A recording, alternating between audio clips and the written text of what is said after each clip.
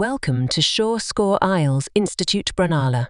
There are a number of different recordings, and you will have to answer questions based on what you hear. All the recording would be played once only. There are 4 sections, and at the end you will be given 10 minutes to transfer your answers.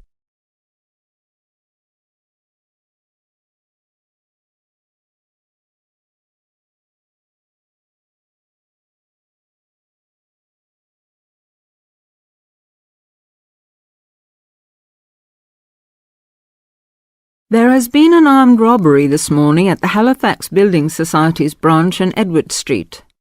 John Brinks is at the scene with Detective Sergeant Henry Lawson.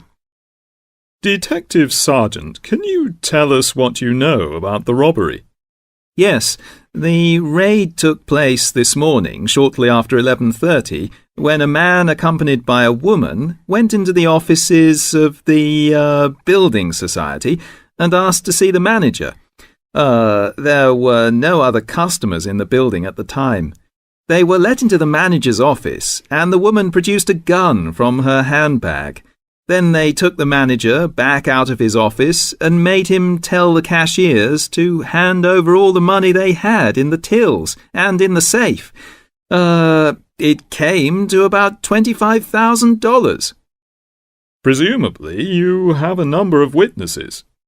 Yes, we have a good description of both of them. The man was about 1 meter 80 centimeters, around 35 years of age, with blue eyes and short curly red or ginger hair. He was wearing jeans, a green sweater, and a 3/4 length blue coat. When he spoke to the cashier when he came in, he called himself Mr. Erickson, but we doubt whether that is his real name. But we do know that may be his real name. He also spoke with a strong Scottish accent, which may help us to trace him.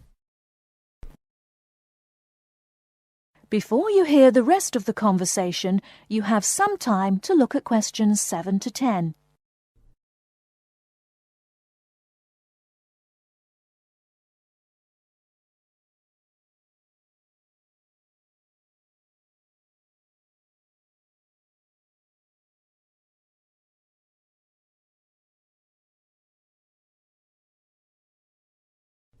Now listen and answer questions 7 to 10.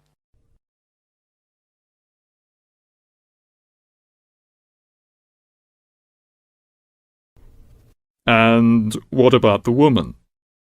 Now, she is in her early 20s, slim and quite tall, about 1 meter 70 centimeters. She was wearing a long white raincoat, which was quite loose-fitting, and which she didn't take off. She had a beige handbag, which they used to hide the gun in. She's got straight, shoulder-length blonde hair, blue eyes, and like the man, has a noticeable accent. Do you have any other information? Yes, the car they used was seen by 2 or 3 people. It's a blue or dark blue Ford Escort, and we have the registration number. And it's G595ERI. I'll say that again. It's G595ERI. Now, the car was stolen from Bishopstone just over a week ago, so if anyone has seen it in the last week, we would like to hear from them. We also know that the car's front left headlight was broken when it was stolen, and is still broken, we think. So, you would like information from the public about the car? Yes, and the people. We're appealing to anyone who thinks they may recognise the 2 robbers or know anything about the car.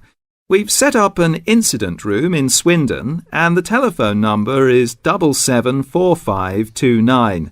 So we would like people to ring us if they have any information. And of course, all calls will be dealt with in the strictest confidence. Thank you very much. Thank you. And the number again, if you have any information, is 774529. And now back to the studio.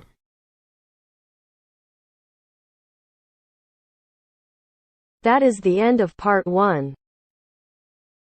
You now have half a minute to check your answers.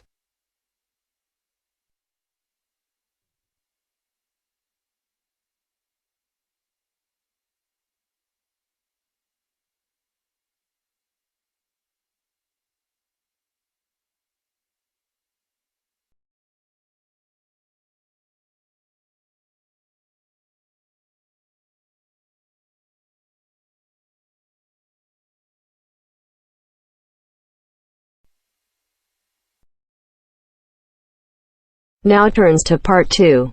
Part 2. You will hear a talk about the history of a poetry award. You have 30 seconds to look at questions 11 to 15.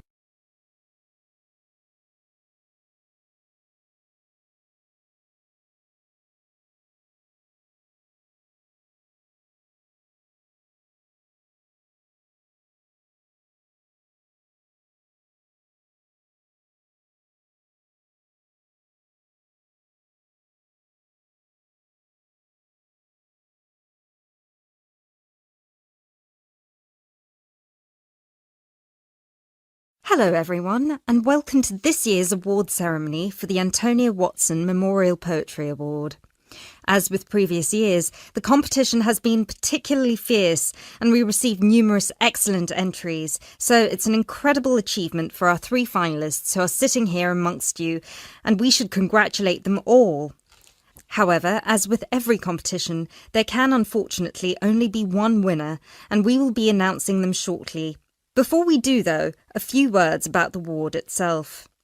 As most of you know, the Antonia Watson Memorial Poetry Award has been presented annually since 2010 and was presented biannually for 2 more competitions prior, once in 2008 and once in 2006. It is entirely funded by Antonia Watson's very generous parents, who offer £1,500 to the author of the best poem on a topic announced at each previous award ceremony, as well as £500 to the first runner-up and £250 to the second, bringing the total up to £2,250.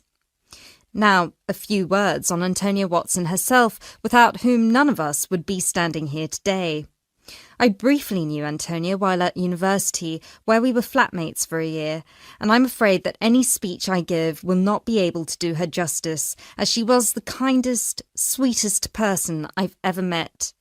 Thankfully, this part of my speech was written with the assistance of one of her siblings, Thomas Watson, who was not only her brother, but also her best friend.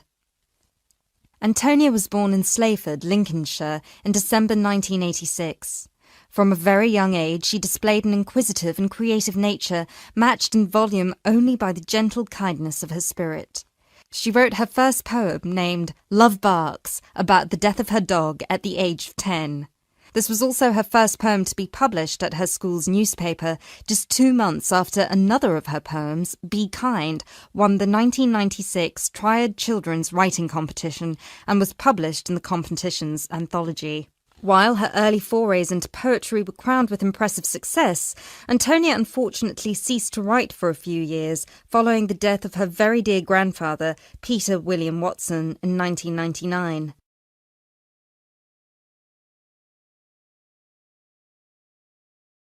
You now have 30 seconds to look at questions 16 to 20.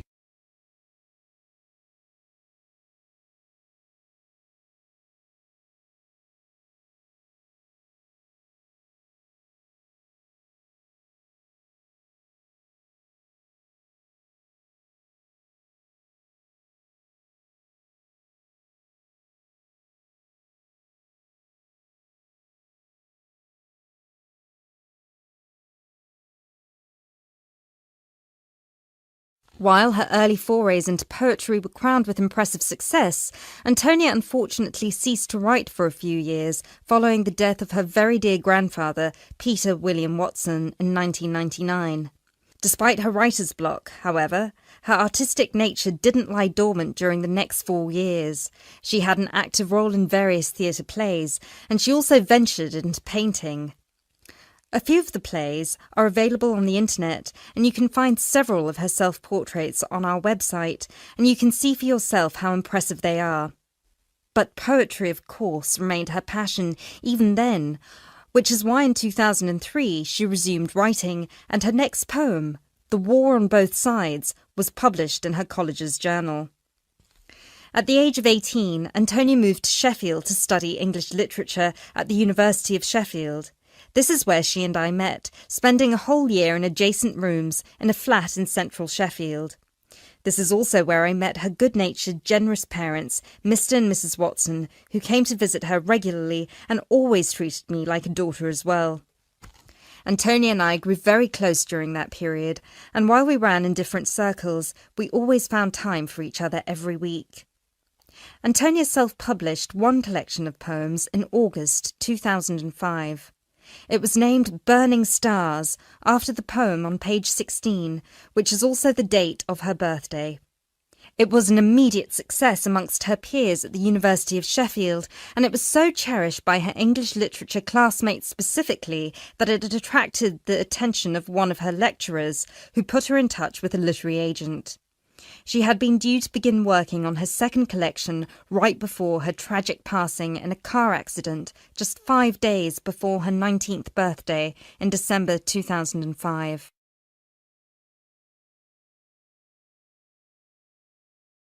Antonia was always interested in societal shifts and how they affect humanity as well as the environment, and this award was designed to reflect her faith that regardless of what we do, we are all inherently good. With this in mind, all of the topics this competition has dealt with have been about the potential and the positive side of humanity, such as this year's Young Love theme or last year's Inner Power theme. We've had poems about personal strength, about immigration, about gender equality and peaceful protest. And hopefully in 12 months, the poems we'll be awarding will be just as inspiring with the topic of poverty. I know Antonia would be really proud of what her parents and what all of you together have achieved. So, finally, let's get on with the actual award. As I said before, it's been a fierce competition this year, and with more than 5,000 entries, it was quite the task for our 3 judges to cut them down to just 3. But our 3 finalists definitely deserve to be here, and without further ado, I would like to... That is the end of part 2. You now have half a minute to check your answers.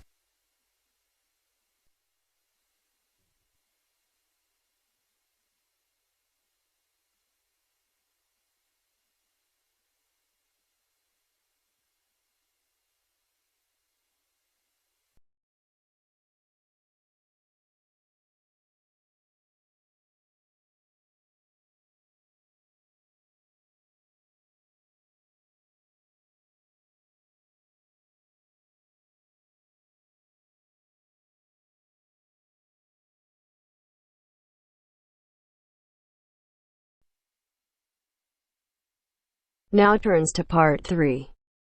Part 3. You will hear 2 geography students, Jack and Katie, talking about a field trip to Kenya in Africa. First, you have some time to look at questions 21 to 24.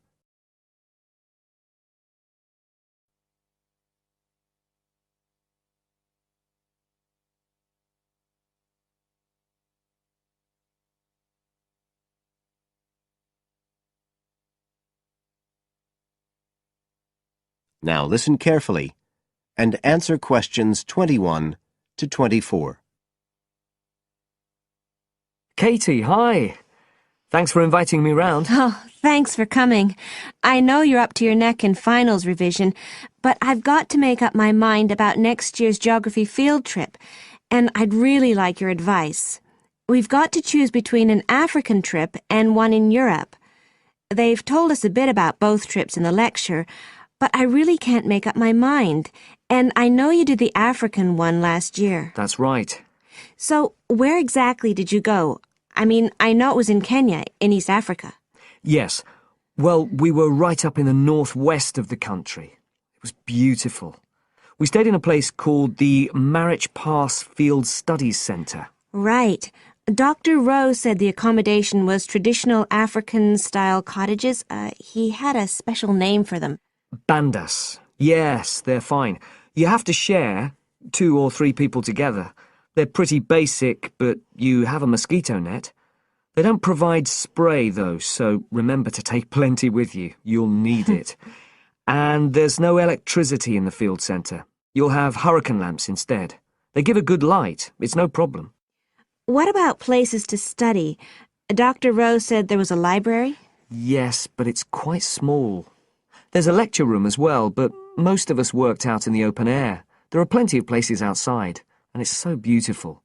You're right in the middle of the forest clearing.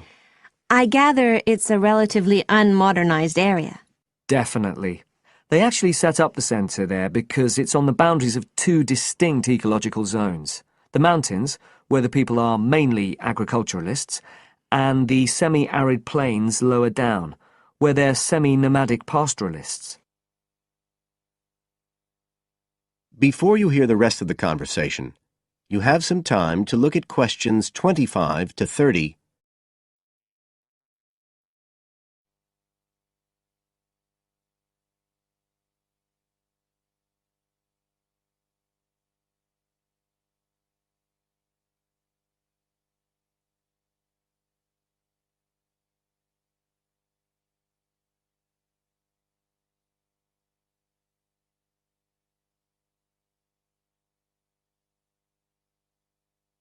Now listen and answer questions 25 to 30. So, how much chance did you get to meet the local people there? Did you get the chance to do interviews? Yes, though we had to use local interpreters, but that was okay. Then we did field observation, of course, looking at environmental and cultural conditions, and morphological mapping. What's that? Oh, looking at the surface forms of the landscape, the slope elements and so on. What about specific projects? Yes. After the first 2 or 3 days, we spent most of our time on those. We could pretty well do what we wanted, although they all had to relate to issues concerned with development in some way. People did various things. Some were based on social and cultural topics, like the effect of education on the aspirations of young people, and some did more physical process-based studies, looking at things like soil erosion. My group actually looked at issues relating to water, things like sources such as rivers and wells, and quality and so on. It was a good project to work on, but a bit frustrating. We felt we needed a lot more time, really. Right. Dr. Rowe did say something about limiting project scope. Yes, he told us that too at the beginning, and I can see why now. What else? Well, we had some good trips out as part of the course. We went to a market town, a place called Sigur. That was to study distribution. And to look at agricultural production, we went to the Weiwei Valley. That's an important agricultural region. And what about animals? Did you have a chance to go to a national park? Sure. We did a trip on the last day, on the way back to the airport at Nairobi. But actually there was lots of wildlife at the field centre. Vervet monkeys and baboons and lizards. It does sound good. It was excellent, I'd say. In terms of logistics, it was very well run. But it was more than that. I mean, it's not the sort of place I'd ever have got to on my own. And it was a real eye-opener. It got me really interested in development issues and the way other people live. I did find it frustrating at the time that we couldn't get as far as we wanted on the project, but actually I'm going to follow it up in my dissertation, so it's given me some ideas and data for that as well. So you'd say it was worth the extra money? Definitely. That is the end of part 3. You now have half a minute to check your answers.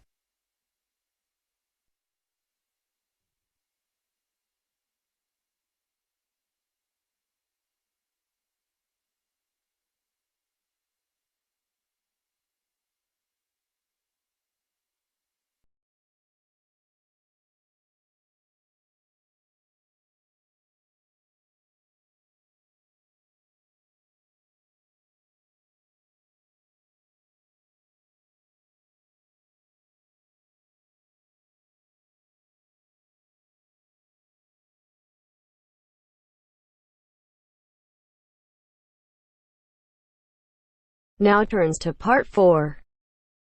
Part 4.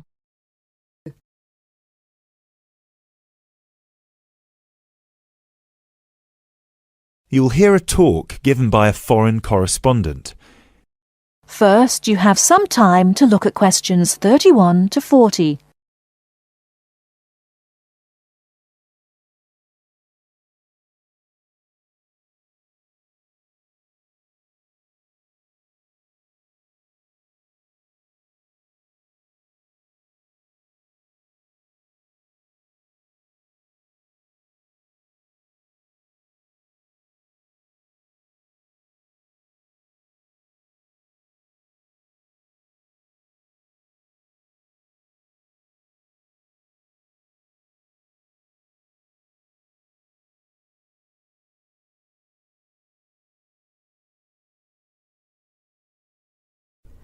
Now listen carefully and answer questions 31 to 40.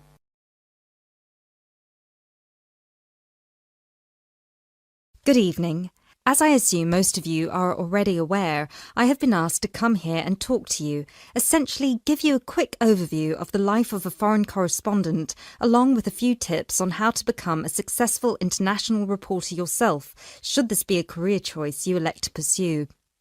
So let me start by this. Don't become a foreign correspondent, at least not due to the romantic notions that come attached to this job, or what you've seen in the movies. Being a foreign correspondent does not mean exotic adventures. It doesn't mean finding yourself at the heart of the action and putting yourself in danger to inform the world. Let me just tell you this. 80 journalists are killed each year in the line of duty. Many more find themselves in prison or are attacked. You need to think hard. Is this the sort of career I want? Is this the kind of reporting I'm interested in? And only after you've carefully considered all the pros and cons should you decide. But let's focus on those of you who believe that, yes, you've got what it takes to be a foreign correspondent, and this is definitely why you decided to study journalism here. You're all third-year students, which means I don't need to waste my time telling you the basics. Of course, you need to read a lot. Books, novels, newspapers, blogs, and of course you need to be acceptably proficient in various media skills.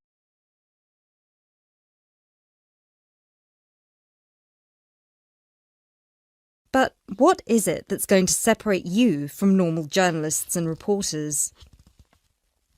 There are 4 things that'll make you different. The first thing is your experience of the world.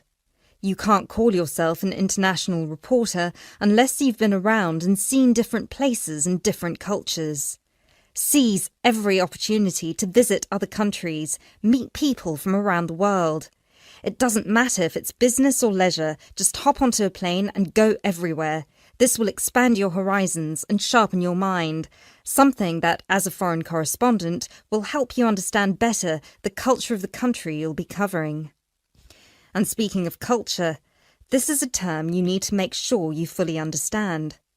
What's culture? What makes a country's culture? Explore the culture of the country you're interested in. The music, the literature, the religion. Are there any cultural practices or conflicts you need to be aware of? Are there any tensions within the country? Why? The most important element of culture, of course, is the language. Do yourself a favour, whether you're planning to become a foreign correspondent or not. Learn a foreign language. So many of us are culpable for just sticking to just English, and while English is a very important language in the world, it would be foolish to think it's the only one. Pick a language whose sound you enjoy, a language you find interesting. Trust me, your future CV will thank you for it. And finally, history. Don't expect to be given a job as a foreign correspondent if you don't know anything about your target country's history. No piece of news is disconnected from the past. The whole world tells a story, and your coverage will suffer if you attempt to arrive in the middle with no reference to or understanding of what came before. The hows and whys always lurk in the past. Seek them. The world of international journalism is changing, like every other industry, due to the internet. The arrival of globalization brought with it a whole new set of rules, and you'll do well to comprehend what they mean for you. Unfortunately, gone are the days when a newspaper would hire you and deploy you to a country. Increasingly, newspapers around the world are beginning to favour freelance journalism, offering opportunities to local reporters with the necessary chutzpah and an understanding of the zeitgeist in their region. What this means for you is that you won't just have to start at the bottom. If you want to sustain yourself as an international reporter, you'll also have to pursue many different avenues at once. You'll need to persevere and push and build contacts everywhere. An old student of mine, a terrible student at university, but an incredibly intelligent woman, she came to find me at a conference that was recently held in Yemen, where I delivered a speech on the future of journalism. She was working for 3 different newspapers as a freelance foreign correspondent, one of them The Times, and she told me that the one piece of advice I gave her that stayed with her and helped her with her career was this: don't be afraid to fail. It will happen over and over again. It's how you deal with it that matters most. So keep this with you, this one piece of advice. Oh, and don't forget, your passports need to be kept current at all times. Thank you very much for listening. That is the end of part 4. You now have half a minute to check your answers. That is the end of listening test. Now, you have 10 minutes to transfer the answer to your answer sheet. Don't forget to subscribe this channel for more IELTS material.